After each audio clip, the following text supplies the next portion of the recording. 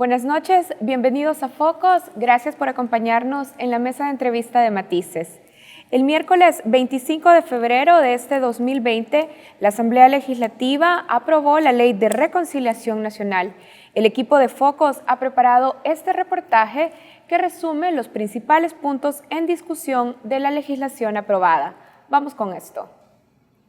Con 44 votos de diputados de Arena, PCN y PDC, la Asamblea Legislativa aprobó la noche del 26 de febrero la Ley de Justicia Transicional, Reparación y Reconciliación Nacional. Legisladores de estos partidos aseguran que esta ley cumple con la sentencia de la Sala de lo Constitucional, que en julio de 2016 declaró ilegal la amnistía de 1993 y ordenó crear una normativa que garantizara verdad, justicia, reparación y no repetición para las víctimas de graves violaciones de derechos humanos cometidas durante la Guerra Salvadoreña. Nosotros consideramos que después de las largas discusiones que han habido, de las consultas a todos los sectores involucrados, se está dando cumplimiento a los principios de la verdad, la justicia, la reparación y la garantía de la no repetición, además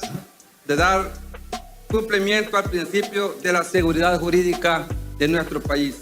No obstante, ONGs de la sociedad civil y comunidad internacional de inmediato denunciaron que la ley, además de haberse construido sin una verdadera consulta con las víctimas, favorece a los victimarios y propicia la impunidad. Uno de los puntos más polémicos de la ley es la imposición de un plazo de 12 meses, prorrogables por otros 6 meses, para que la Fiscalía General de la República evalúe si un caso denunciado tiene indicios de ser un crimen de lesa humanidad o de guerra. También se critica la posibilidad de reducir en 75% las penas para los imputados que reconozcan su grado de responsabilidad en los hechos denunciados, pidan perdón y colaboren con la investigación.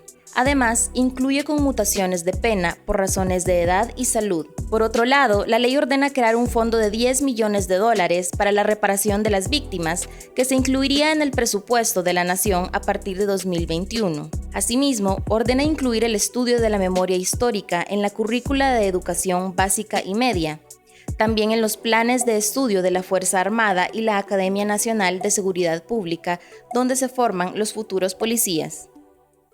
Y esta noche en nuestra mesa vamos a tener 2 entrevistas. La primera de ellas expone las voces de las víctimas y las organizaciones que las han acompañado y representado en este proceso de exigencia de verdad, reparación y justicia. Y en la segunda de las entrevistas que tendremos esta noche, nos acompañará el abogado Lisandro Quintanilla, defensor de acusados en crímenes de lesa humanidad. Ahora doy la bienvenida a esta primera parte de la entrevista a Amanda Castro. Amanda Castro representa la organización Víctimas Demandantes y ella se presenta como emprendedora de la memoria. Gracias, Amanda, por aceptar nuestra invitación. Hola, buenas noches. Gracias por la invitación y un saludo a toda la audiencia de Focos. Bueno, y también doy la bienvenida a esta primera parte de la entrevista a Benjamín Cuellar. Benjamín Cuellar también es miembro de la organización Víctimas Demandantes y además es demandante de la inconstitucionalidad de la Ley de Amnistía de 1993. Benjamín, gracias por estar en nuestra mesa. Gracias por la invitación, Karen. Bueno, quiero empezar hablando de la perspectiva de las víctimas con lo que se aprobó en la Asamblea Legislativa en esta semana que ha pasado. Amanda, desde la perspectiva de las víctimas, ¿cuánto contribuirá la ley que se aprobó a establecer la verdad, a reparar, a hacer justicia y cuánto contribuye también a las garantías de no repetición? Bueno, justamente esos son los elementos de la memoria que vos has nombrado y por los que las víctimas hemos estado luchando y exigiendo y además intentando participar en el proceso de elaboración de esta ley.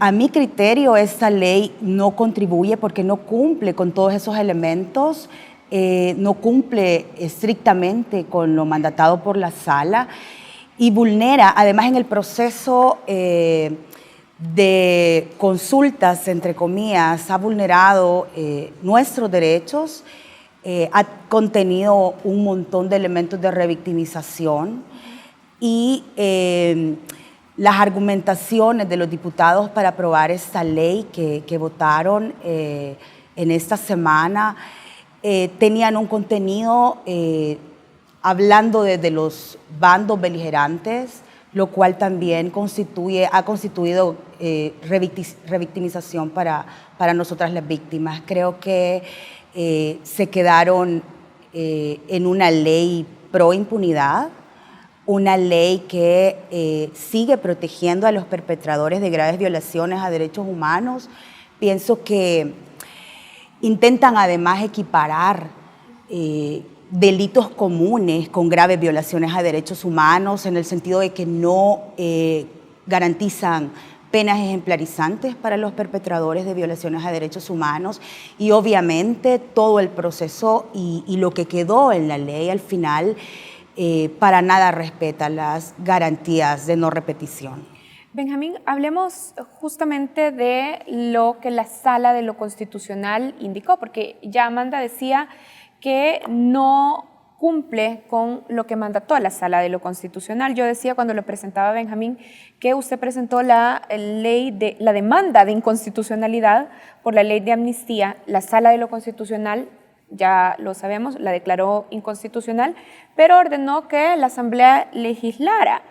¿Por qué esta ley que se ha aprobado no cumple con los parámetros de la Sala de lo Constitucional para una nueva legislación?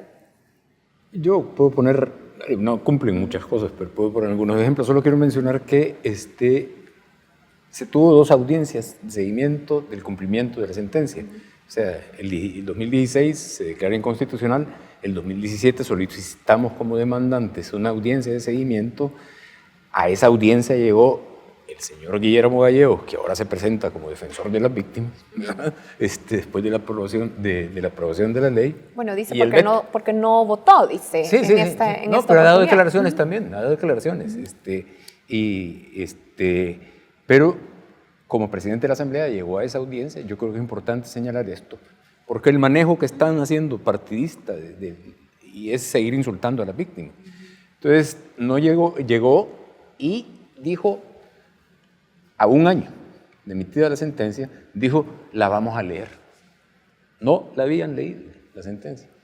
Al siguiente año, ¿verdad?, la Asamblea Legislativa, ya no era presidente él, pero la misma Asamblea Legislativa creó 6 días antes una comisión que la encabezaba Parker y que después que conocieron como ley Parker.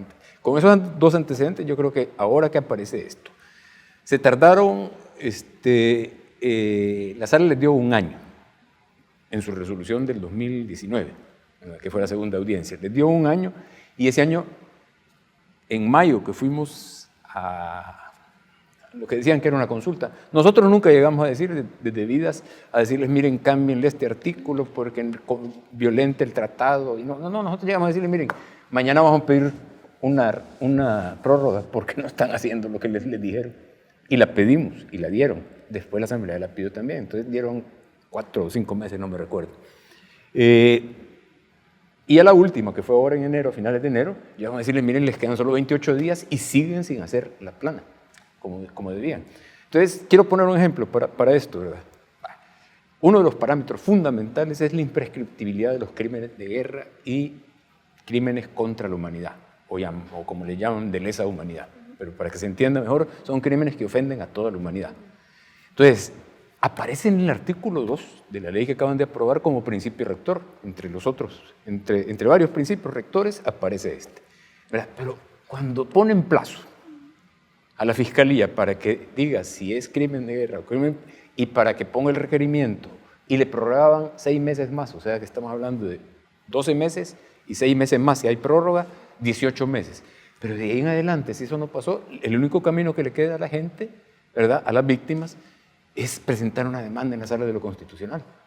Entre paréntesis, una demanda en la Fiscalía bien hecha para que la admitan y una demanda de amparo en la Sala de lo Constitucional bien hecha para que la admitan, tienen las víctimas que pagar abogados y no tienen recursos. Entonces, eso también, o sea, la prescripción es de hecho. Se acabó ese plazo y se acabó. Ya no puede hacer nada. Hablemos justamente de esto que ya estaba mencionando Benjamín. Amanda, la ley dice que la Fiscalía tiene 12 meses para investigar los casos que se denuncien y puede ser prorrogable 6 meses más. Si la Fiscalía no avanza, las víctimas podrían iniciar también una querella por su cuenta. Esa es una posibilidad real para las víctimas de los crímenes de la guerra, crímenes de lesa humanidad. ¿Es real esa posibilidad? Por supuesto que no. Esto de los plazos ha sido una de las principales violaciones al acceso a la justicia y además recordémonos que tenemos 40 años buscando, o sea, casi 40 años buscando justicia, o sea, no es un delito, una afectación a mi vida que cometieron hace 2 días, o sea, y que yo pueda, o sea, llevo muchos años buscando justicia. En ese sentido, no es una posibilidad. El tema de los plazos, la primera propuesta tenía 6 meses, luego la ampliaron con estos cambios que le hicieron después de escuchar a las organizaciones de derechos humanos, al alto comisionado y demás, la ampliaron por 6 meses más. Es una burla esa ampliación y obviamente no es una posibilidad para las víctimas presentar una querella. O sea, de hecho, la mayoría, o sea, hay que también decir que las víctimas no somos una masa homogénea, ¿verdad? Eso es importante porque también dentro de las medidas de reparación hay que reconocer la afectación particular y diferenciada que han tenido las graves violaciones a derechos humanos en las vidas de las víctimas, pero la mayoría de las víctimas son personas campesinas que están lejos de la ciudad, donde ya de hecho ir a la fiscalía en un plazo limita el derecho y el acceso a la justicia y luego pensar en pagar una querella o sea, no es real, no es posible. Pensar en buscar un defensor público es muy difícil cuando la Procuraduría General de la República es una institución debilitada, al igual que la Fiscalía. Entonces, son limitaciones claras y candados al acceso a la justicia y al derecho a la verdad. Ahora, hablando siempre de plazos, también la ley establece un plazo de 10 años para el juzgamiento de esos delitos, Benjamín. Los defensores de la ley que se aprobó, los diputados y otras voces que están de acuerdo con lo que se aprobó, dicen que este plazo es racional a pesar del principio de imprescriptibilidad. ¿Cuál es el argumento que se opone a esta visión? Que terminada, mire, cuestiones prácticas. O sea, las víctimas, como bien decía Amanda, ¿verdad? La mayoría, según se lee en el informe de la Comisión de la Verdad, la mayoría, el porcentaje mayoritario de la población de extracción campesina, ¿verdad? O sea, entonces la posibilidad que le deja después del año y medio, ¿verdad? Ya ocupar el recurso constitucional del amparo o presentar la querella, para todo eso tienen que gastar dinero.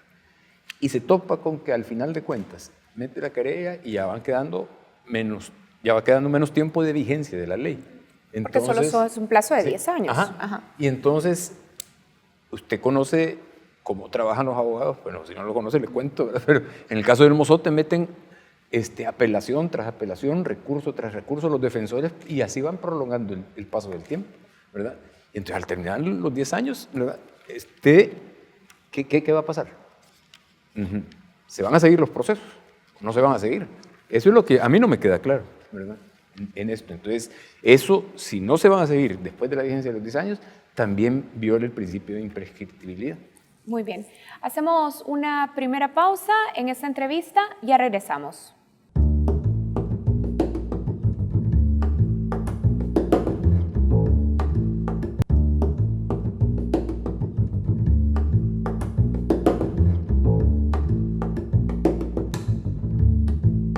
El equipo de Focus ha preparado esta cápsula que analiza si la ley de reconciliación que aprobó la Asamblea Legislativa es en realidad una nueva amnistía.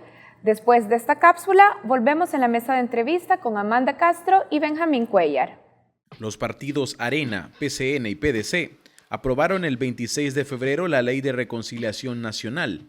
Según los diputados de derecha, con esta normativa darán justicia y reparación a las víctimas de la guerra salvadoreña.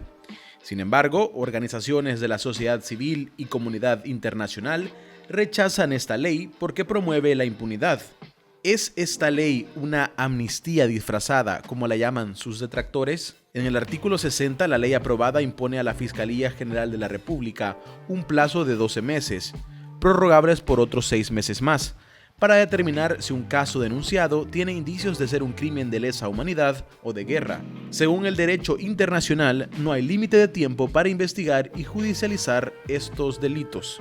En ese sentido, la Oficina para Centroamérica del Alto Comisionado de las Naciones Unidas para Derechos Humanos dijo esta semana que establecer un plazo restringe el derecho al acceso a la justicia y constituye una prescripción de facto para crímenes que por su naturaleza y definición son imprescriptibles. Naciones Unidas sostuvo que esta disposición, por el corto plazo que se ha establecido, imposibilita la investigación del delito. También criticó que la ley reduce hasta la cuarta parte las penas de prisión impuestas a los criminales de guerra si estos confiesan, piden perdón y colaboran con la investigación.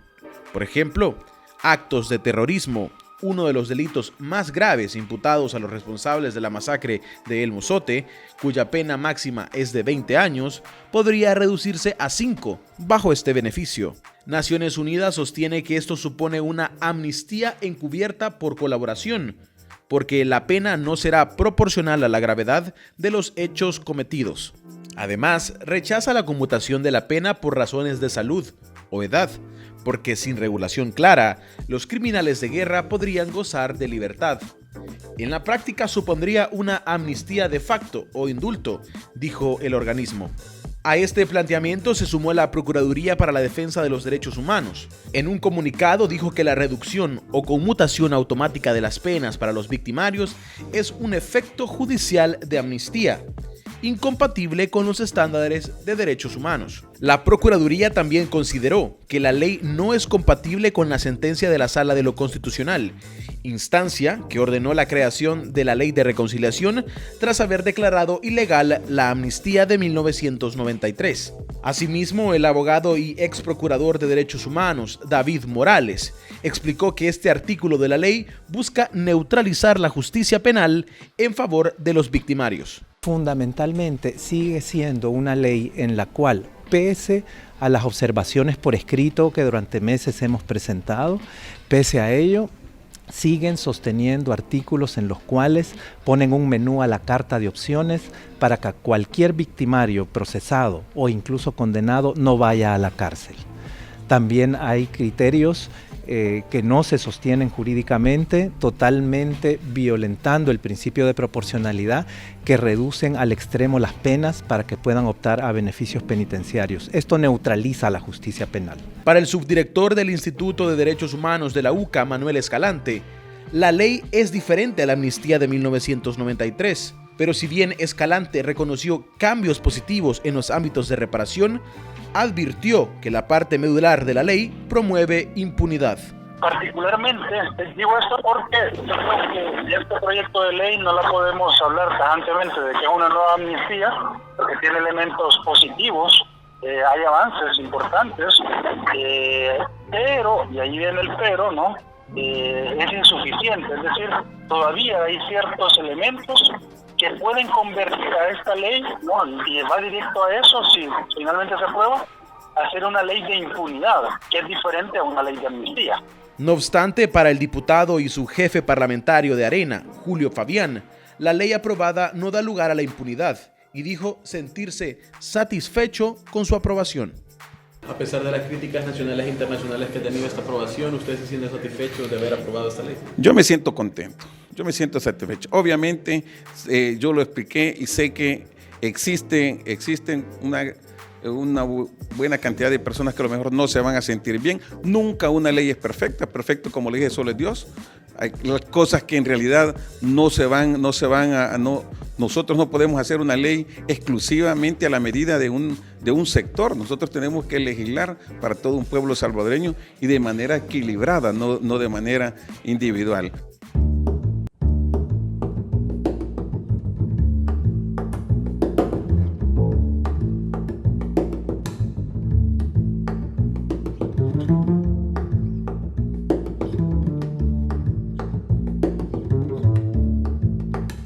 Estamos de regreso en la entrevista de Matices. Esta noche estamos conversando con Amanda Castro de la organización Víctimas Demandantes y Benjamín Cuellar también de la organización Víctimas Demandantes y además demandante de la inconstitucionalidad de la ley de amnistía. Amanda, otro de los elementos que se ha discutido sobre la ley es la posibilidad de reducción de penas de tal manera que un culpable de crímenes de lesa humanidad podría ni siquiera ir a prisión. ¿Por qué desde la perspectiva de las víctimas es importante que haya sanción en prisión para los que sean encontrados culpables? Es importante porque justamente tiene que ver con las garantías de no repetición y con un mensaje, porque no hay que olvidar que los crímenes contra la humanidad, los crímenes de lesa humanidad, son afectaciones a toda una sociedad, a todo un país. Esto que pasó esta semana es grave para toda la sociedad salvadoreña. Evidentemente, para mí, como víctima e hija de desaparecidos, representa una afectación directa, pero esto impacta a toda la sociedad. Y no dar penas ejemplarizantes implica decirle a los violadores de derechos humanos, a los violentos, a los que usan armas, síganlo haciendo, porque aquí eso va a quedar impune. Aquí no se castigan ese tipo de violaciones a derechos humanos y tienen carta libre para seguirlo haciendo, y entonces obviamente no contribuye a mejorar las condiciones de un país como en las condiciones de violencia que vivimos. Sin embargo, algunos diputados han justificado la reducción de penas, argumentando, por ejemplo, Benjamín, que las víctimas en las audiencias que tuvieron decían que priorizaban el conocimiento de la verdad antes que la sanción en prisión. ¿Cómo en todo caso podría encontrarse un balance en ambas condiciones? Seguro que la metodología que ocuparon para las consultas no permite establecer un consolidado de qué porcentaje de víctimas mayoritaria decía que quería los huesitos, porque así lo decían. O sea, yo quiero mis huesitos. Y además el perdón, ¿verdad? Es una prerrogativa personalísima. No se puede imponer por decreto, ¿verdad? Ni por ley.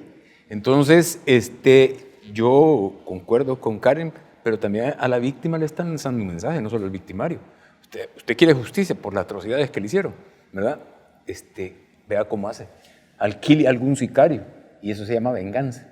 Entonces están generando mayor violencia. Ya la tenemos, pero pueden generar mayor violencia.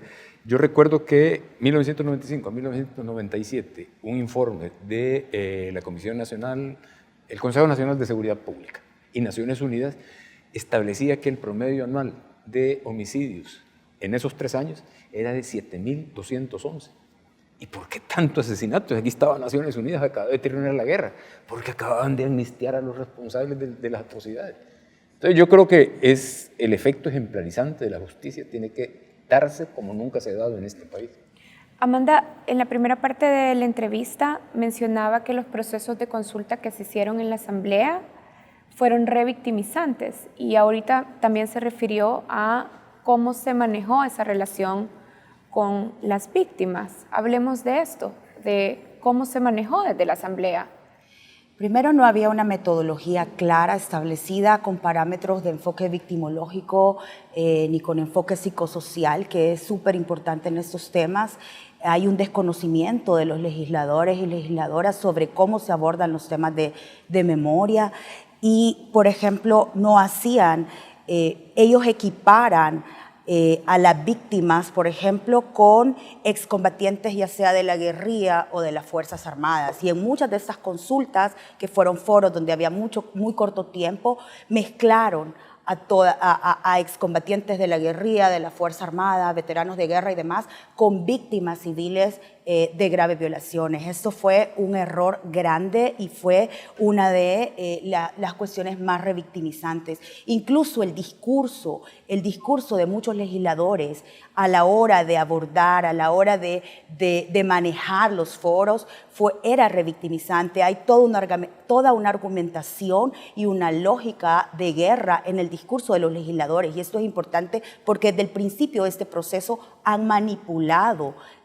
todo el proceso de elaboración de esta ley, y además han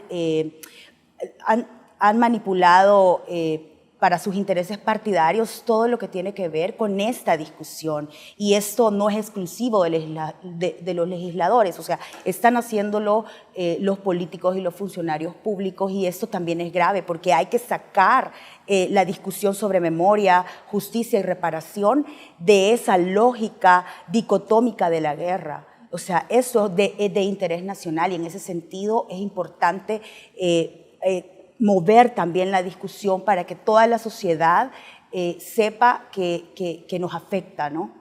Bien, Benjamín, sobre este mismo tema, la sentencia de la Sala hablaba de penas de cárcel proporcionales y además con dosimetría a favor de las víctimas y su reparación.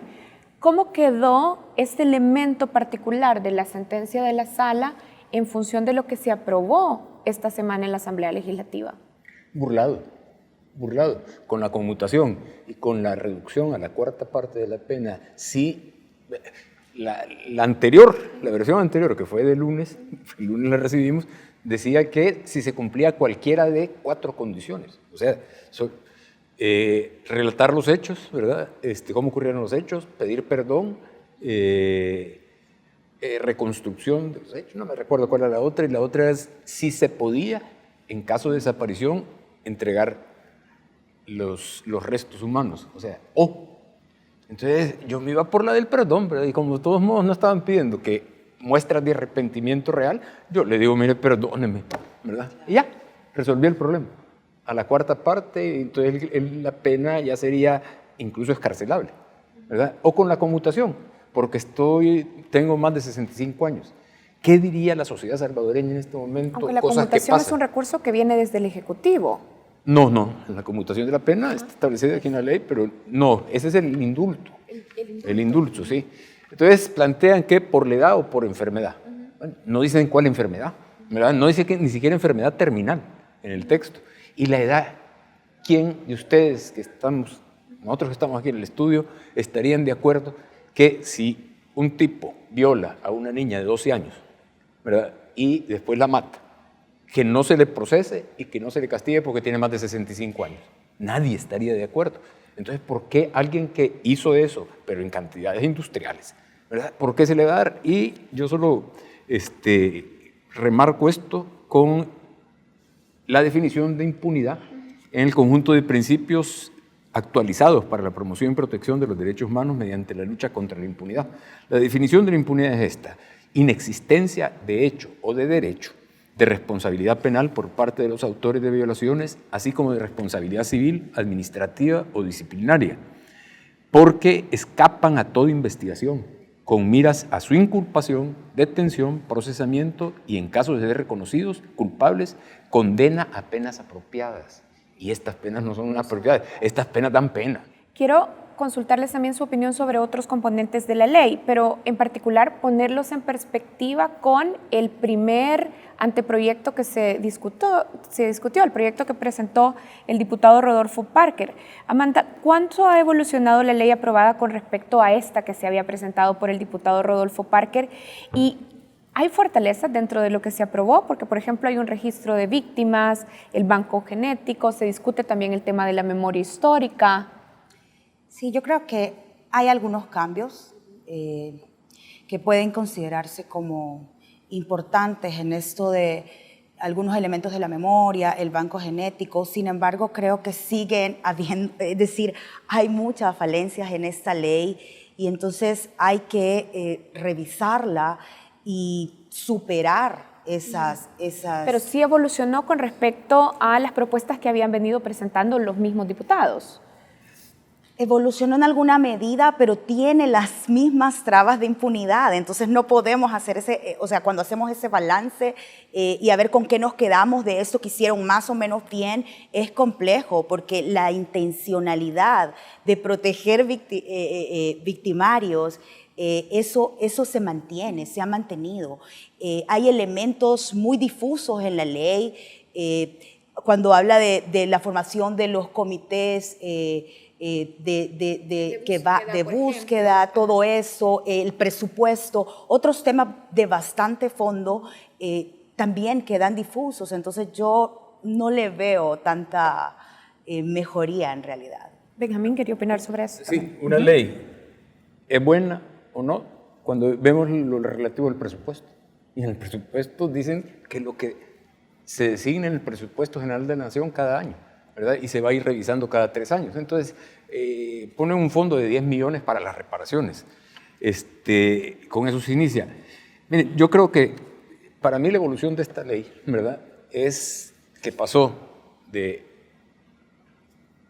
Esto lo decía Guillermo Manuel Lungo en las negociaciones para terminar la guerra, dirigente del Internacional Socialista. Decía, ojalá no estemos maquillando a Frankenstein para que participe en Miss Universo. ¿Sí? Les hago una pregunta final a Benjamín. Pero solo decir, pasaron, lo que han hecho es pasar de L'Oreal a Avon y de Avon a Mask Factor. Una pregunta final. El presidente dijo el viernes que va a vetar la ley. ¿Es este el escenario ideal para garantizar el cumplimiento de la sentencia de la Sala de lo Constitucional?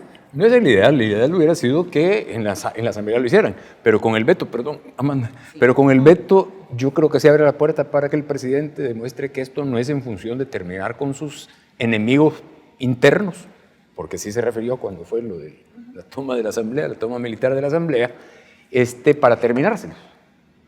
Porque el veto no sirve de mayor cosa, sino acompañada de un proceso entonces de consulta desde el Ejecutivo, con un decreto ejecutivo que se cree una comisión, que consulten realmente a las víctimas, que elaboren una propuesta de ley, que cumpla los parámetros y que se diseñen políticas públicas para el cumplimiento de lo que establece la ley. ¿Y usted como demandante planea solicitar una audiencia de seguimiento? Sí, sí. Yo respecto al veto, como víctima lo sigo viendo con cautela. Me parece un paso interesante, pero lo veo con mucha cautela. ¿Por qué, Amanda? A ver, el presidente con esto tiene la oportunidad de demostrar si él manda a las Fuerzas Armadas o es un títere de las Fuerzas Armadas. En el sentido de puede abrir los archivos, ordenar la apertura de los archivos, que lo ha podido hacer desde antes y aún no lo ha hecho. Además, lo que hemos visto, entonces eso, abrir los archivos sería un paso concreto que acompañaría el veto. Y además, lo que hemos visto de este presidente es más armas, más soldados en la calle, que para nada se corresponde con las garantías de no repetición. Bueno, quiero agradecerles a los dos por acompañarnos en esta mesa de entrevista. Amanda Castro, de la organización Víctimas Demandantes, y Benjamín Cuellar, también de Víctimas Demandantes y demandante, como lo estoy diciendo, de la inconstitucionalidad de la ley de amnistía. Gracias a los dos. Bueno, gracias. Gusto. Nosotros hacemos una pausa y ya regresamos con más en la entrevista de Matices.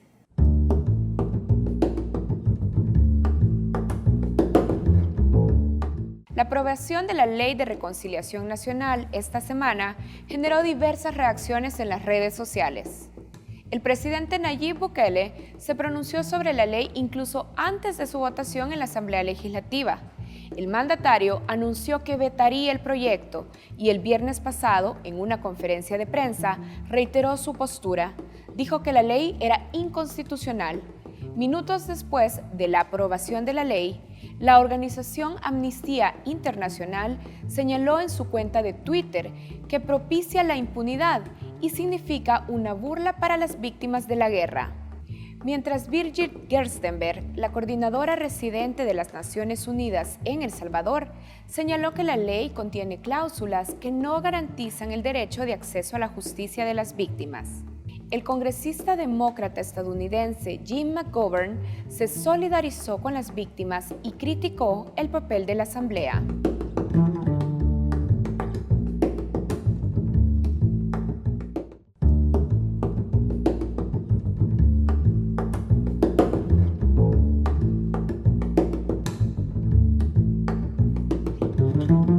Continuamos en la mesa de entrevista de Matices. Está conmigo el abogado Lisandro Quintanilla.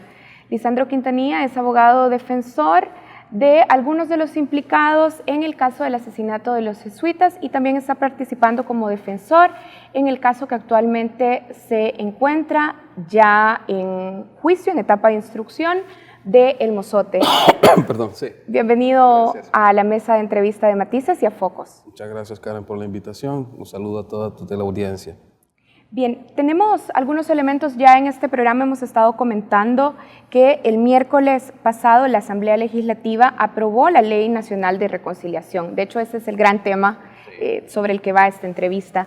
Para empezar, Lisandro, quisiera conocer cuál es su opinión sobre cuánto este instrumento va a contribuir a establecer la verdad y hacer justicia en los casos de crímenes que se han cometido durante la Guerra Civil. A mí me parece que el esfuerzo que ha hecho la Asamblea Legislativa es un esfuerzo muy importante si tomamos como parámetro que a partir del 13 de julio del año 2016, pues la Sala de lo Constitucional de la Corte declaró inconstitucional la ley de amnistía anterior. Me parece que el esfuerzo va encaminado de una manera positiva y así hay que verlo porque la Sala estableció algunos parámetros y esos parámetros, a mi juicio, están bastante desarrollados a lo largo del proyecto que tengo, que entiendo fue el que fue aprobado el miércoles. De manera que la contribución que va a hacer en cuanto a los fines de la justicia transicional y restaurativa, me parece que son los más acertados, porque si los comparamos con los proyectos que yo leí anteriormente, esta edición ha sido finamente acabada. Creo que ha contemplado las observaciones, entre ellas las propuestas y los criterios que estableció la UCA mediante una pieza de correspondencia que en su oportunidad presentó a la Asamblea. Y me parece que es una ley que de manera integral comprende todos los aspectos relacionados a la reparación, a la justicia, a la verdad, al perdón y desde luego al castigo de los hechos de aquellos que resultaren responsables. Bien, ahora me gustaría profundizar en algo que usted planteaba. Decía, me parece que esta propuesta que finalmente se aprueba en la Asamblea Legislativa es un esfuerzo importante y positivo. Sí, ¿por qué?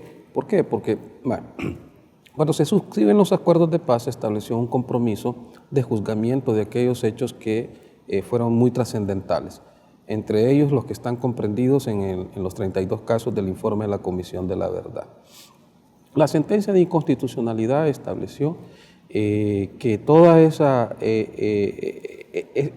esos hechos que se dan en el contexto del conflicto no deben quedar impunes y que la amnistía implicaba, en la forma en que había sido concebida en aquella ley, implicaba un olvido, no un perdón, sino que un olvido de esos hechos, y por lo tanto había que rediseñar una política que llevara a los fines de hacer justicia, pero al mismo tiempo de no olvidarnos de lo que establece el artículo número 6.5 del protocolo número 2 adicional a los convenios de Ginebra, porque ahí lo que se dice es lo siguiente: una vez cesadas las hostilidades, los acuerdos de paz se suscribieron, entiendo yo, el 16 de enero del 92, una vez cesadas las hostilidades, establece esta disposición: se emitirá la amnistía más amplia posible para el único propósito de consolidar la paz en una guerra interna. Acordémonos que el protocolo número 2 de los adicionales a los convenios de Ginebra tratan sobre las guerras internas, no los conflictos internacionales como la Segunda Guerra Mundial, sino los conflictos como los que ha tenido El Salvador, los que tuvo Guatemala, Colombia y otros países de la región, Cuba, por ejemplo.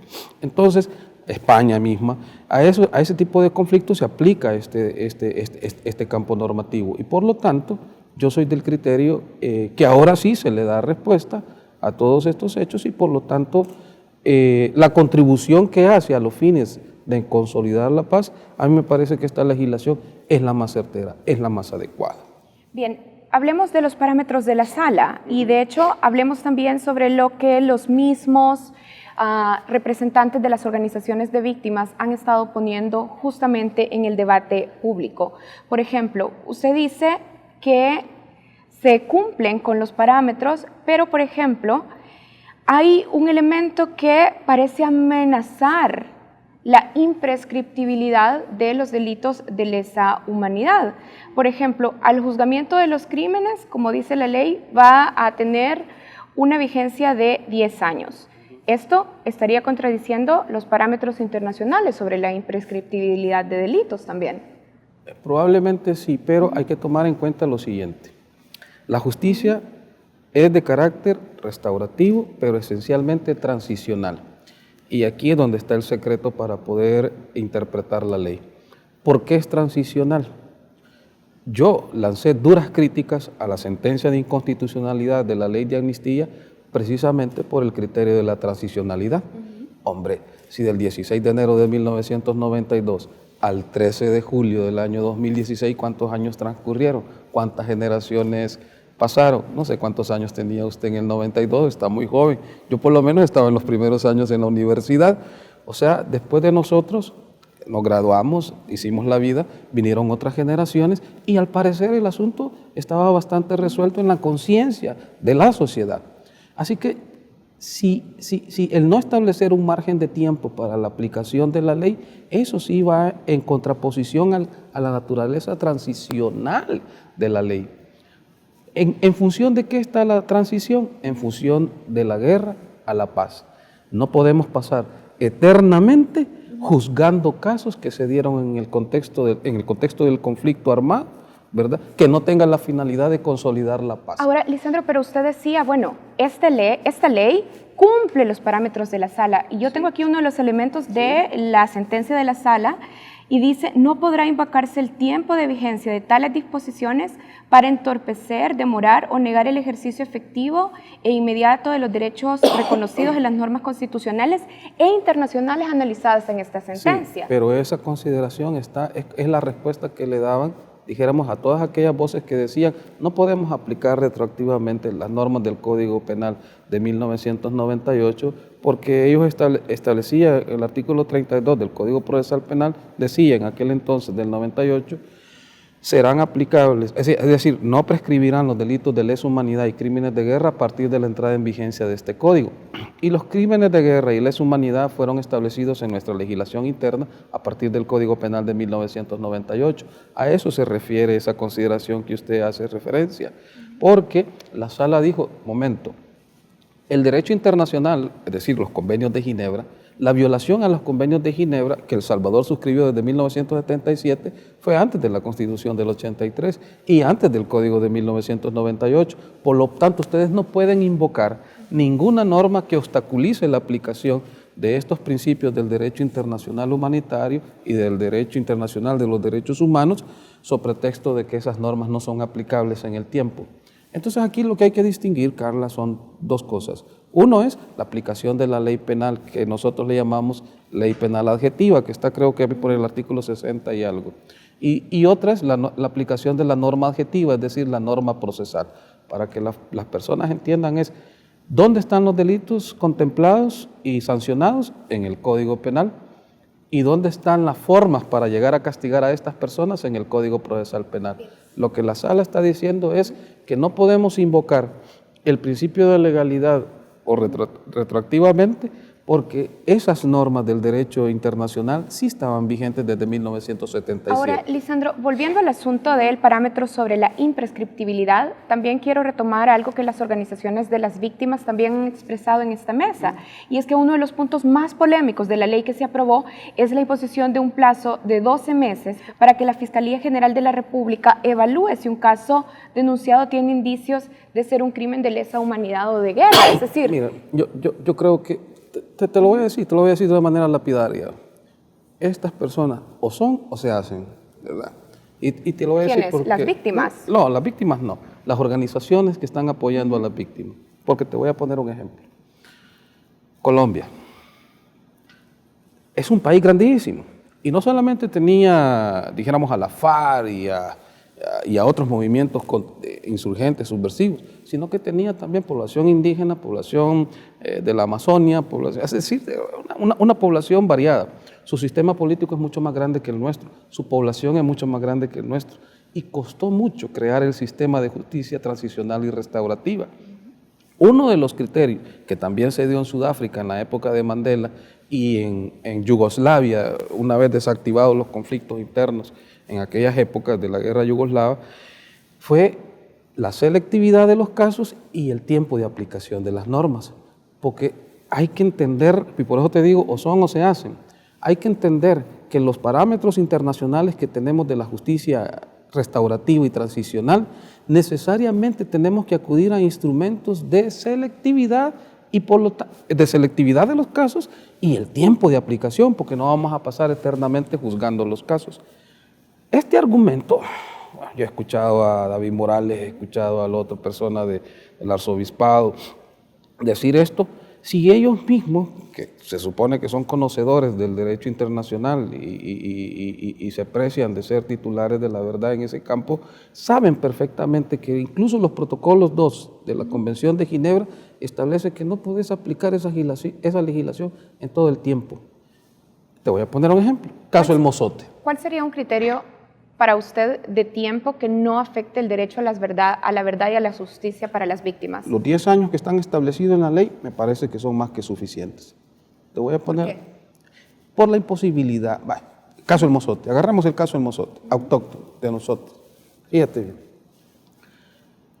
Tienen un lugar, excavan varios sitios y encuentran restos óseos.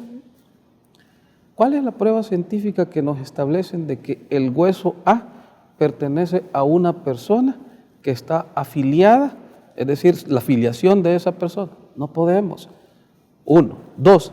¿Cómo conectas esos restos óseos a la acción en particular de un soldado, de un oficial o del alto mando del Ahora, batallón ese es un Atlacá? caso particular y estamos hablando de evidencias muy particulares. Muy particulares. Pero habrán otros casos donde las evidencias no necesariamente sean No necesariamente pruebas forenses. Bueno, okay. Entonces, la complejidad de juzgar e investigar hechos que ocurrieron hace 30, 27 o 35 años no es una complejidad mucho mayor a la complejidad que tiene, por ejemplo, el caso de Carla Ayala. Bien. ¿Okay? Lisandro, voy a tener que cerrar este bloque, pero creo que queda claro esto que usted decía sobre la mesa, que le parece que los plazos que se establecen dentro de lo que aprobó la Asamblea Legislativa son más que razonables. Son razonables. Sí. Bien, hacemos una pausa, nos quedamos con esa opinión, ya regresamos.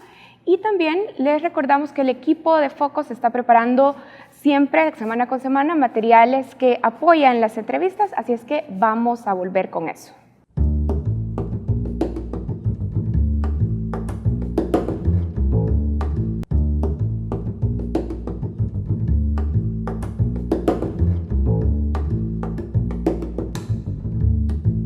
En junio de 2016, la Sala de lo Constitucional abolió la Ley de Amnistía de 1993, que impedía investigar graves violaciones de derechos humanos ocurridas durante la Guerra Salvadoreña. En esa sentencia ordenó a la Asamblea Legislativa crear una ley que garantizara verdad, justicia, reparación y no repetición para las graves violaciones a los derechos humanos ocurridas en el conflicto armado. 4 años después, tras varias prórrogas, los diputados que aprobaron la ley aseguran que han respondido a la sentencia de la Sala, pero los 2 artículos más polémicos contradicen ese fallo de 2016.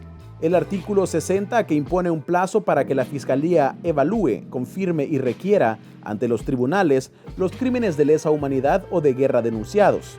La Oficina para Centroamérica del Alto Comisionado de las Naciones Unidas para Derechos Humanos afirma que este artículo viola la sentencia de la Sala porque coloca límites y obstáculos a la justicia por crímenes que son imprescriptibles. La sentencia de inconstitucionalidad sobre la amnistía de 1993 establece que la nueva ley de reconciliación no debe tener disposiciones de prescripción o de cualquier otra que entorpezca, demore o niegue los derechos de las víctimas de la guerra. Otro artículo cuestionado a la luz de la sentencia de la Sala es el 67, referente a las penas. Este permite que el juez imponga solo el 25% de la pena si el imputado confiesa, pide perdón y colabora con la investigación. De acuerdo con David Morales, ex procurador de Derechos Humanos, este artículo contraviene la sentencia, pues la Sala estableció una justicia penal proporcional a la gravedad de los hechos y en beneficio de la reparación de las víctimas. Ustedes mismos han regulado que se deben aplicar los tipos penales de la época, es decir, Código Penal de 1973. No existía el delito de tortura, no existía el delito de desaparición forzada. Los jueces, aunque los declaren como crímenes internacionales, van a aplicar privación ilegal de libertad o lesiones. Han revisado las penas. ¿A cuánto se reduciría el quinto de esa pena? Probablemente lleguen a meses y ya tienen acceso automático al artículo 60 y a los beneficios de suspensión. Por su parte, el diputado arenero Julio Fabián, quien votó a favor de la ley, se dice convencido que el marco legal que aprobó cumple con la sentencia de la Sala. Yo te leí textualmente lo que dice la sentencia de la Sala de lo Constitucional, y en la sentencia ahí claramente te dice que podías hacer la reducción de las penas. Sobre ese marco jurídico, nosotros, y te invito a que lo puedas leer para que tú te puedas dar cuenta que nosotros no hemos hecho absolutamente nada fuera de la sentencia. Ante este escenario, ¿qué opciones tienen las víctimas para hacer cumplir lo dictado por la Sala de lo Constitucional? De acuerdo con la abogada constitucionalista Erika Saldaña, el proceso de formación de esta ley aún tiene que pasar por dos filtros. Uno es el del Ejecutivo y el otro es el control judicial de la misma Sala de lo Constitucional. En cuanto al primero, el presidente Nayib Bukele ya anunció su veto y para superarlo, la Asamblea tendría que reunir 56 votos, apoyos con los que hasta ahora no cuenta la Ley de Reconciliación. Saldaña añadió que la Sala puede verificar el cumplimiento de su sentencia y evaluar si la Ley de Reconciliación cumple con ella. Pueden pasar dos cosas de manera paralela.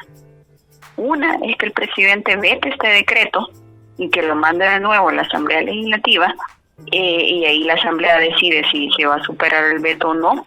Y la otra es que la Sala, o sea, sin necesidad de que eso entre en vigencia o de esperar pronunciamiento de parte del presidente de la República, la Sala inicia de oficio la verificación del cumplimiento de su propia sentencia. En noviembre de 2019, el magistrado de la Sala de lo Constitucional, Aldo Cader, afirmó que si la Ley de Reconciliación no cumplía con los criterios de la sentencia, actuarían de oficio y la declararían inconstitucional sin esperar una nueva demanda. No se entendería que forma parte del ordenamiento jurídico una ley que no haya cumplido con lo mandado por la Sala de lo Constitucional. Es decir, no es necesaria una demanda ciudadana de inconstitucionalidad. Correcto, en ese caso no.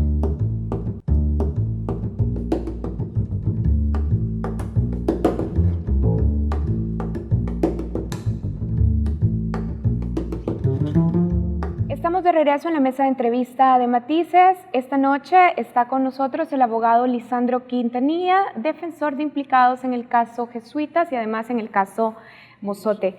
Lisandro, estábamos hablando ya en términos generales en el bloque anterior sobre lo que ha aprobado la ley, la Asamblea Legislativa en lo relativo a la Ley de Reconciliación Nacional.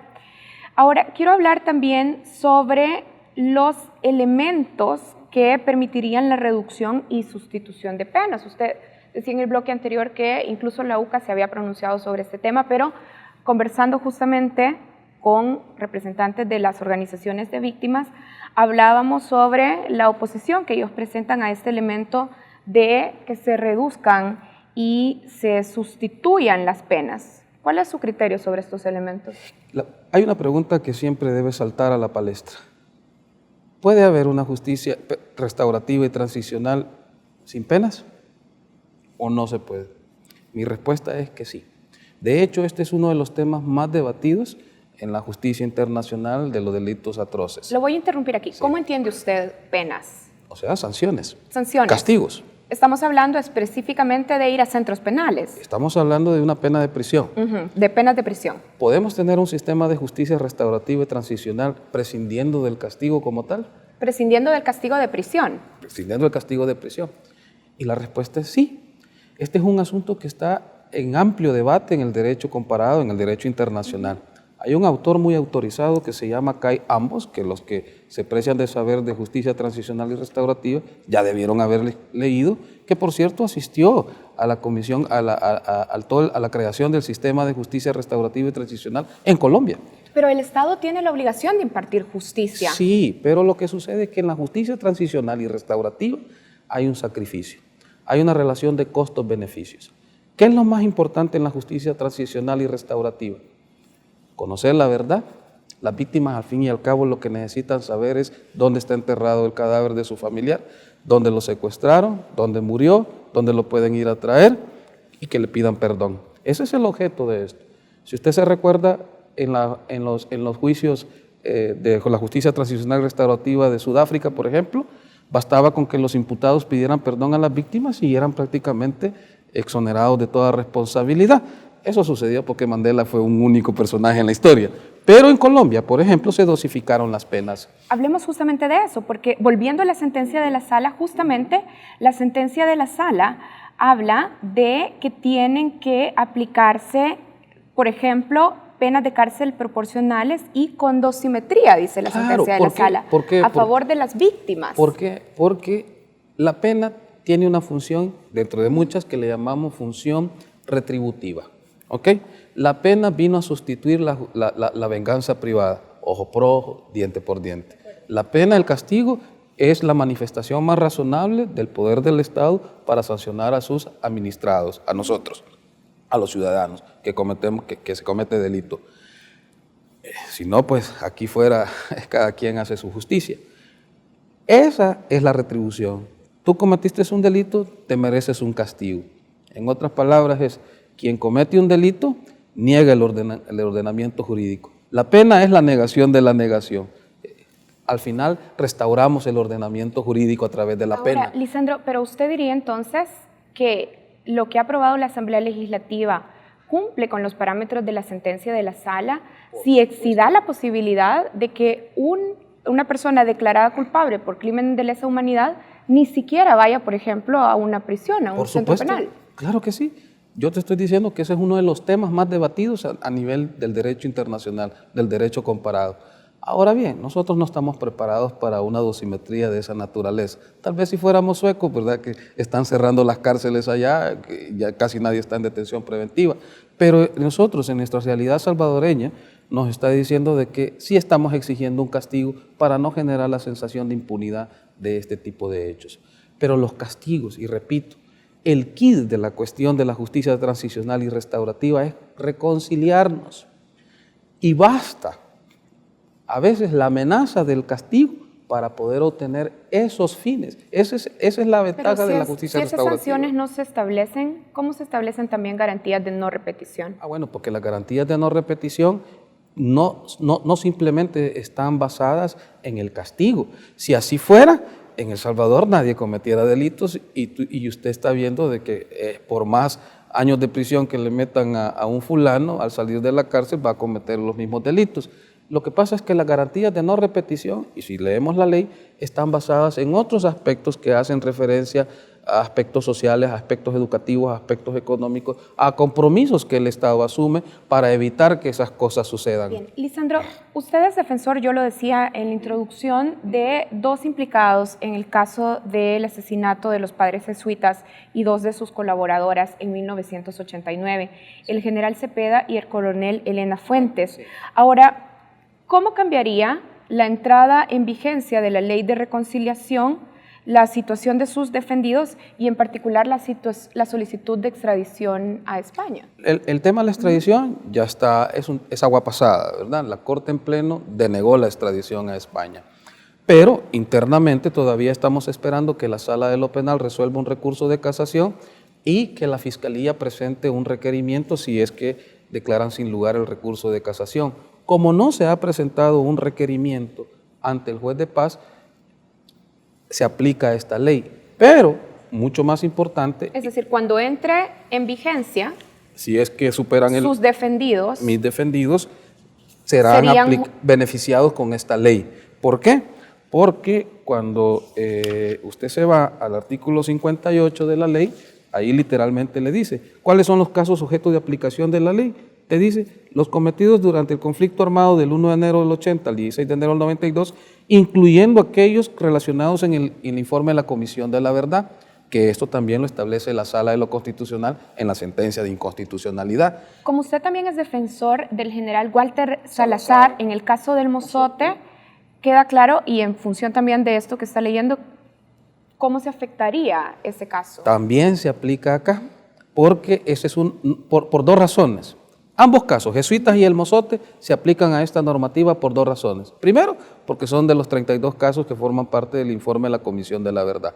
Y segundo, porque no están afectados con los casos de excepcionalidad a los que se refiere el artículo 62, cuando dice los procesos que hayan sido elevados a plenarios conforme al Código Procesal Penal de 1974. Apenas estamos en la fase de instrucción y está esperando el juez Diego Tera recopilar una serie de información que no creo que de la noche a la mañana emita un auto de elevación al plenario con el único objeto de evitar esta excepcionalidad.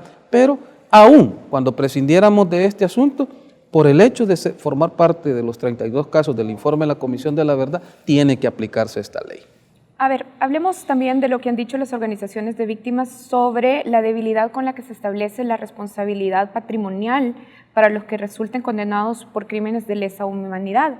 ¿Deben los acusados y los que sean encontrados culpables por crímenes de guerra responder con su patrimonio? Yo creo que no, porque la guerra obviamente fue el Estado versus el frente, ¿verdad? Hasta en eso hemos salido favorecidos, ¿verdad? Porque gracias a Dios en aquel momento el frente se unificó, se formó el FMLN y solo hay una entidad de aquel lado a la que hay que perseguir. Yo lo que creería es que el Estado y el FMLN son los principales responsables de cualquier violación que se haya cometido en contra de las víctimas por los delitos de lesa humanidad o crímenes de guerra que se hayan cometido. Pero el artículo 245 de la Constitución establece esto: los funcionarios y empleados públicos responderán personalmente y el Estado subsidiariamente por los daños materiales o morales que causen violando derechos constitucionales. Sí, pero la reparación no necesariamente tiene que ser pecuniaria. Además, como esta es una ley de carácter especial, y repito, los fines de la justicia restaurativa y transicional es encontrar la reconciliación de la sociedad, esto se vuelve una obligación del Estado poder reparar a las víctimas. De hecho, hay toda una política de reparación, hay un registro de víctimas que ya está diseñado. Entonces, obviamente, las personas que resultaran responsables, y solo cuando resulten responsables, claro que pueden ser condenadas a una responsabilidad civil, pero esa responsabilidad civil tiene que estar íntimamente relacionada a las políticas de reparación que necesariamente debe de ejecutar al Estado. Al fin y al cabo, ¿a quién es el que debe propulsar, promover y promocionar la justicia transicional para encontrar la paz? Definitivamente es el Estado. Bueno, pero está el artículo 245 de la Constitución. Le hago una pregunta final porque se nos acabó el tiempo. El presidente Nayib Bukele dijo el viernes que va a vetar la ley de reconciliación nacional que aprobó la Asamblea Legislativa. Me gustaría tener sus comentarios para cerrar sobre esto. Primero, yo quisiera que el presidente Bukele sea prudente, ¿verdad? Con eso no lo estoy ofendiendo, creo al contrario, no me está pidiendo el consejo, pero yo se lo estoy dando. Hay que ser prudente en todas las actuaciones. Hay que asesorarse bien en este tema de la justicia transicional y restaurativa. Hay que leer bien la ley para no caer en excesos y vetar solo por vetar. La misma UCA, yo vi un artículo del abogado Arnau Baulenas, que entiendo yo es representante del IDUCA, en donde él decía de que no debería de vetarse la ley. Porque si usted leyera los criterios que la UCA propuso a la Asamblea, se dará cuenta que muchas de estas disposiciones fueron desarrolladas en base a esos criterios. Es más, los criterios de la UCA todavía eran más beneficiosos para los imputados. Bien, pero veamos, también está la recomendación que vaya a revisión del ordenado por la Sala de lo Constitucional, es decir, es la alternativa que se plantea. Ahora bien, si el presidente decide vetar, yo diría que está bien, porque de una buena vez por todas, la Sala de lo Constitucional tiene la oportunidad de ponerle un cierre a esto y evita cualquier demanda de inconstitucionalidad, como sucedió con la ley, la reforma al Código Electoral del voto en el extranjero.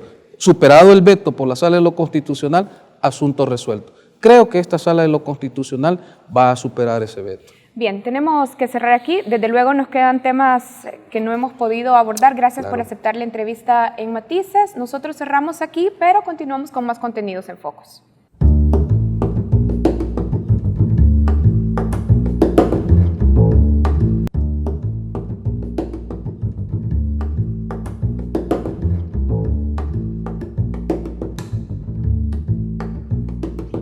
Bienvenidos al espacio internacional de Focus. Iniciamos con la emergencia por el coronavirus. La Organización Mundial de la Salud, OMS, elevó el viernes el riesgo de expansión global del coronavirus causante del COVID-19 de alto a muy alto, tras detectarse el primer caso en África, la última región donde por ahora no se habían registrado casos. Las últimas cifras disponibles indican que fuera de China se han detectado hasta ahora 4.351 casos en 48 países. México y Brasil han sido los primeros países de Latinoamérica que han reportado contagios. El director de la OMS ha enviado un mensaje de tranquilidad y ha asegurado que todavía el virus no se propaga libremente y que existe la posibilidad de contener la infección siguiendo los protocolos y medidas estrictas de seguridad. Ponemos ahora el foco en Bolivia, y es que una investigación del Instituto Tecnológico de Massachusetts en los Estados Unidos, publicada por el Washington Post, reveló estadísticamente que el expresidente boliviano Evo Morales ganó sin fraude las elecciones presidenciales del país en octubre de 2019. Los investigadores del instituto estudiaron la tendencia del escrutinio antes y después de que se interrumpiera el conteo rápido al 84%, punto en el que los opositores a Morales denunciaron el inicio de un supuesto fraude que acreditó después la Organización de Estados Americanos, OEA. Tras la posición del organismo regional, las elecciones quedaron anuladas. Morales fue obligado a renunciar por los militares y su salida dio paso a una crisis política y a la llegada del gobierno de facto de Yanín Áñez. Cerramos en República Dominicana, donde los jóvenes han salido a las calles luego de la suspensión de las elecciones municipales, tras el fallido sistema de voto electrónico. Las manifestaciones son graves en el país caribeño porque un solo partido ha gobernado el Ejecutivo la mayor parte de los últimos 24 años, y este fallo genera desconfianza en la ciudadanía que exige transparencia en el proceso electoral. Los dominicanos irán de nuevo a las urnas el 15 de marzo para elegir municipalidades y solo 2 meses después votarán en comicios legislativos y presidenciales. Para ahondar sobre el tema, enlazamos hasta la ciudad de Santo Domingo con el politólogo Daniel Pu Suazo. Bienvenido a Focos, Daniel. Muchas gracias a usted por extenderme esta invitación a participar en su programa. ¿Qué ha llevado a los dominicanos a las calles estas últimas semanas tras la suspensión de los comicios municipales? Indiscutiblemente que en República Dominicana estamos viviendo en el tránsito de un modelo político como tantos hay en América Latina, pero que ya nuestro se encuentra agotado. Y sobre todo porque tenemos desde hace 16 años el mismo partido en el poder, con determinadas prácticas que se podrían decir que socavan lo que es la democracia institucional y el Estado de Derecho. El descalabro del sistema de partidos en República Dominicana ha llegado a tal punto que los partidos se consideran las instituciones peor valoradas de nuestro país. El pasado proceso truncado de las elecciones municipales reveló todas las falencias y toda una serie de conspiraciones en torno a los procesos electorales para hacer sucumbir la voluntad popular. Ahora bien, ¿cuál es la causa de esta crisis? ¿Cómo se explica que este fracaso en la modalidad electrónica del voto exponga a la clase política dominicana? Lo único que no se cumplieron todos los protocolos que exigía.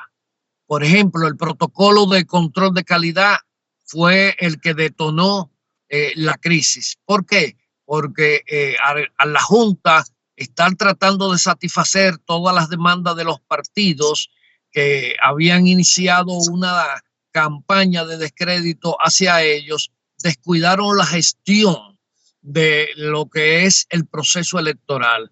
Y cuando le tuvieron la fecha encima, pues llevaron a los colegios electorales equipos que no se habían comprobado la eficiencia en la posibilidad de brindar el servicio requerido. Y pues el día antes de las elecciones en la tarde se hizo un muestreo de equipo y se comprobó que más del 80% de los equipos no funcionaban porque en la carga del software no se había hecho la comprobación de calidad. Claro, hay un margen de error que es tolerable en carga de software, y lo extraño del caso dominicano fue que la carga fue truncada en el 89% de los equipos, lo cual ha hecho pensar, y con sobrada razón, que en esa situación han actuado manos criminales. ¿Qué pasa ahora que se juntan 3 elecciones en los próximos 3 meses? ¿Habrá confianza de la ciudadanía en los siguientes comicios? La situación que se presenta hoy en día es bastante preocupante. Primero porque una gran parte de la oposición se ha dedicado a descalificar a la Junta Central Electoral, que es el árbitro en República Dominicana de los procesos electorales.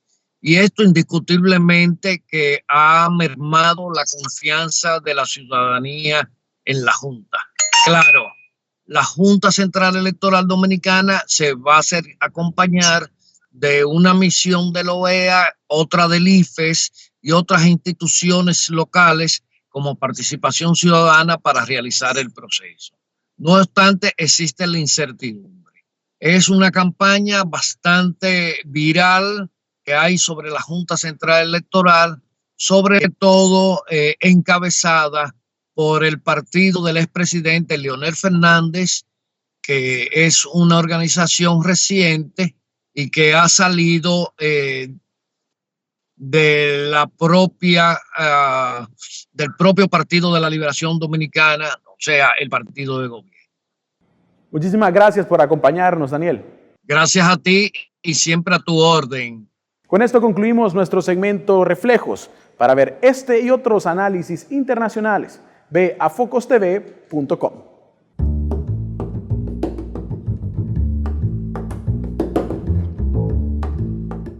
La migración no es un fenómeno nuevo, es un derecho. Pero muchas personas se ven forzadas a migrar por la violencia, la pobreza, la discriminación. La migración debe abordarse con un enfoque integral, desde sus causas estructurales. Migración, el rostro oculto de la desigualdad.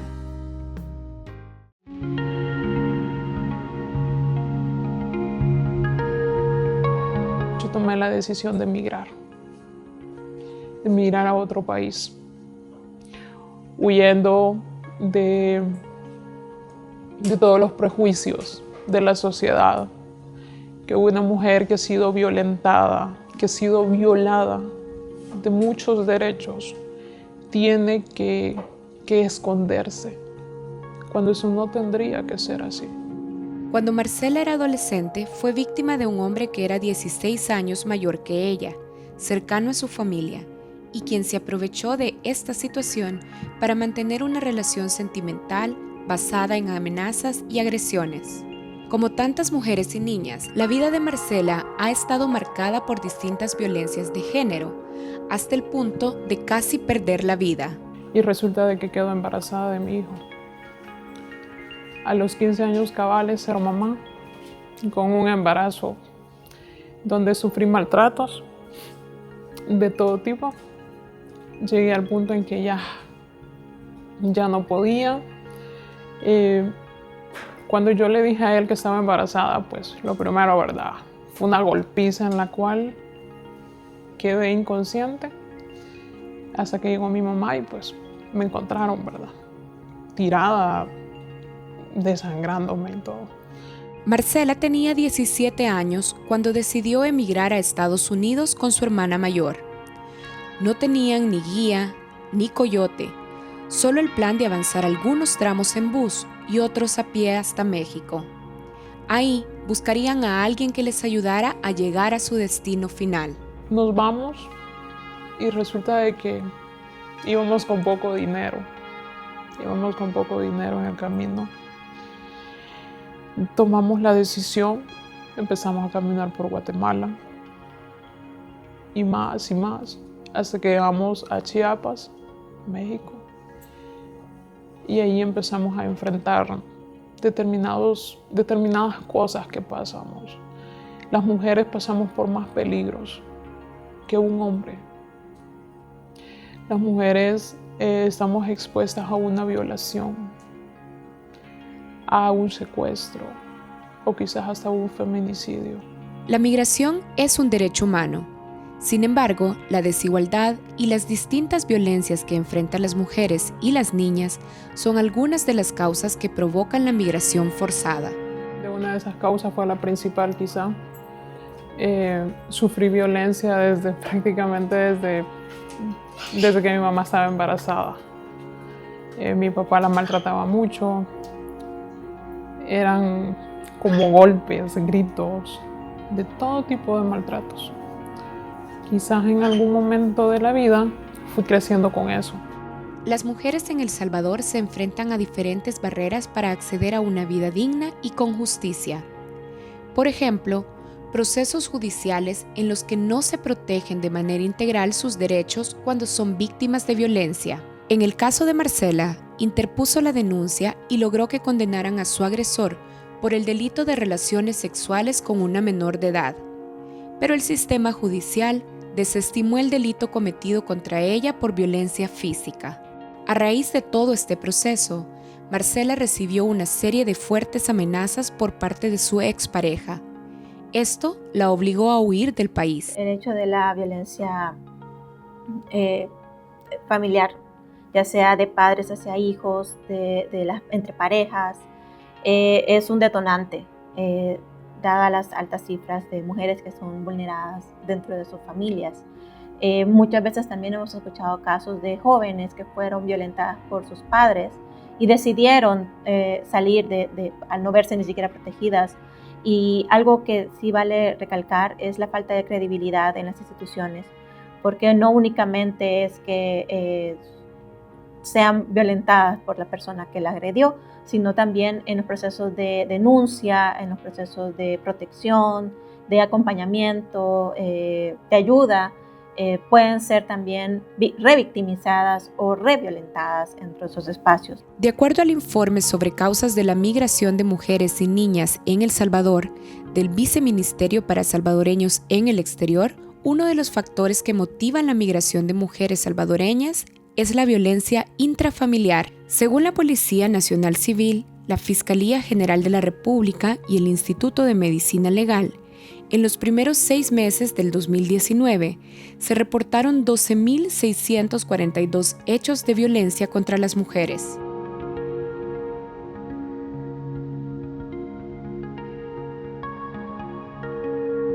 En el mismo caso pasa con la población trans, con las mujeres trans, siendo ellas también victimizadas por su expresión, por sus procesos. Muchas veces también se han sumado a estos movimientos que hemos visto de migración recientemente para huir de todas estas situaciones que también las pueden hacer caer en las mismas condiciones de vulnerabilidad ante el crimen organizado, y en otras ocasiones, por ejemplo, pasa que las mujeres trans suelen minimizar su expresión para no ser consideradas posibles víctimas ante estos espacios, incluso con instituciones que debían de velar por sus derechos. En el mismo caso de las mujeres, pueden ser los mismos violadores de sus derechos. Las experiencias de violencia y los peligros que Marcela y su hermana enfrentaron en la ruta migratoria, así como la añoranza y los cuidados que demandaba su familia, las hicieron regresar al país. Tanto era la angustia de lo que habíamos dejado acá, ¿verdad? Ya mi papá con un cáncer ya súper avanzado, que ya la quimioterapia ya era imposible. Aparte de eso, mi mamá con una diabetes, en grado 2, con un bebé, o sea, prácticamente un bebé, porque todavía no se podía defender bien. Se me partió el corazón y solo de imaginar que podía morir y que ya nunca lo iba a poder volver a ver, tomé la decisión de regresar y de decir, ya no sigo. Según el informe de Oxfam, Tiempo de Cuidado, las mujeres son un motor oculto de nuestras economías y sociedades, y quienes realizan más de las 3/4 partes del trabajo de cuidados no remunerado. Apenas tienen tiempo para gozar de sus derechos básicos, y en el caso de muchas mujeres que migran, continúan trabajando en labores de cuidado de otras familias, a un costo emocional alto, convirtiéndose en otra forma de violencia y desigualdad de género. Las violencias contra las mujeres y las niñas son expresiones de injusticia y desigualdad de género y forman parte de las causas que llevan a las mujeres a migrar de manera forzada e irregular. El sistema económico sexista en el que vivimos es generador de desigualdad de género, Por ejemplo, el trabajo de cuidados que las mujeres y las niñas realizan, ya sea dentro o fuera del país cuando migran, constituye un gran aporte a la sociedad, pero queda invisibilizado y limita el goce pleno de sus derechos. Nuestra visión es abordar la migración de forma integral, tomando en cuenta sus causas estructurales y trabajar para que se implementen políticas públicas y programas nacionales para lograr la justicia de género.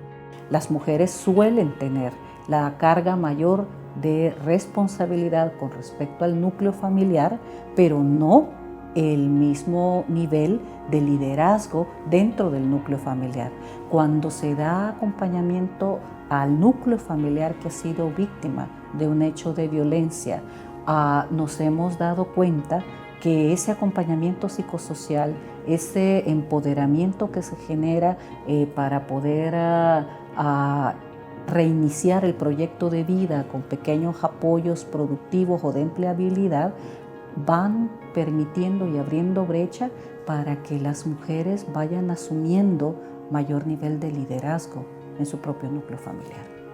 Marcela continúa viviendo en El Salvador y ha logrado la oportunidad de participar en un proceso de empoderamiento para conocer y defender sus derechos. Junto a organizaciones y colectivos de mujeres, ha podido desandar la violencia que marcó su vida desde que era una niña. Su vida transcurre entre el tiempo de cuidado a su madre y su hijo y su trabajo como lideresa y capacitadora de otras niñas y mujeres que viven situaciones de violencia.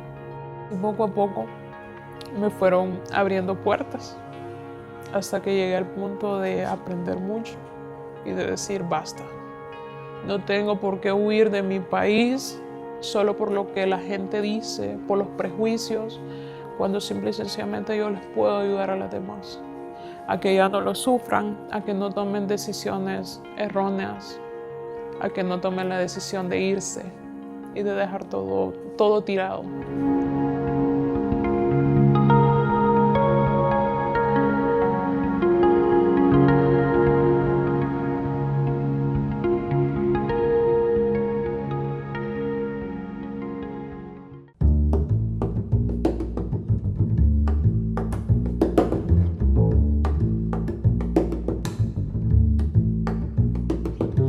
Durante 10 años consecutivos, escritores nacionales y extranjeros se han reunido en San Salvador para participar en el Festival Internacional de Poesía Infantil.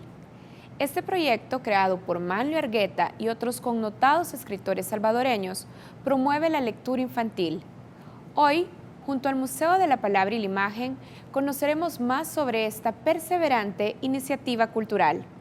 Y así cerramos Focos. Gracias por acompañarnos y visiten nuestro sitio web www.focostv.com.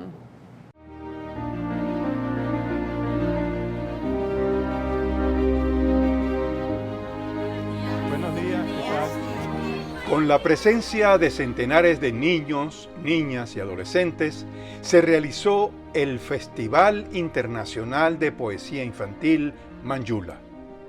El festival, iniciativa del poeta Jorge Argueta y apoyado por el escritor Manlio Argueta, cumplió 10 años incentivando la lectura infantil en El Salvador, con la participación de numerosos poetas nacionales y extranjeros. En este 10º festival participaron Brenda Guadrón, Manlio Argueta, Eduardo Girón, Celeste Aquino, Jorge Argueta y con la participación de Lucio Vázquez Chillo, promotor cultural del MOPI.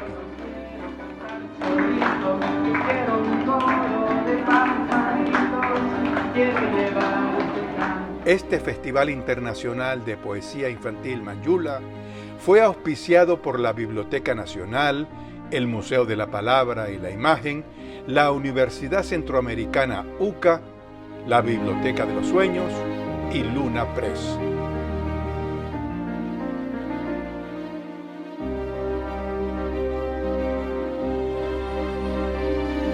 Una iniciativa ciudadana promoviendo la lectura infantil que luego de 10 años persiste y se extiende.